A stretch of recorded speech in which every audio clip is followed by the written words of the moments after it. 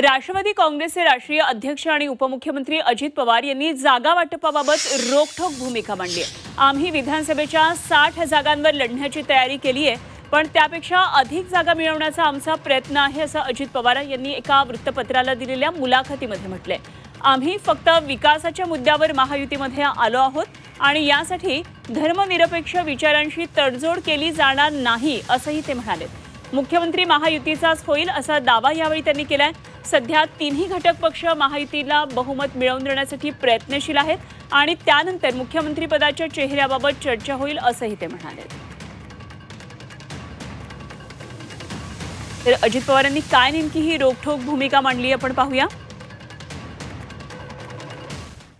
विधानसभेच्या 60 जागांवर लढण्याची आमची तयारी आहे, असं अजित पवार म्हणतात। आणि त्यापेक्षा अधिक जागा मिळवण्याचा आमचा प्रयत्न असेल। जिंकण्याच्या क्षमतेवर महायुतीमध्ये जागा वाटप होणार आहे।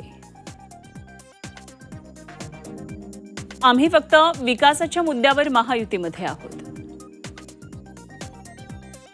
धर्मनिरपेक्ष विचारांशी तडजोड केली जाणार नाही, अशी रोखठोक भूमिका अजित पवारांनी मांडली आहे। मुख्यमंत्री महायुतीचाच होईल। तिन्ही घटक पक्ष महायुतीला बहुमत मिळवून देण्यासाठी प्रयत्नशील आहेत आणि त्यानंतर मुख्यमंत्री पदाच्या चेहऱ्याबाबत चर्चा होईल।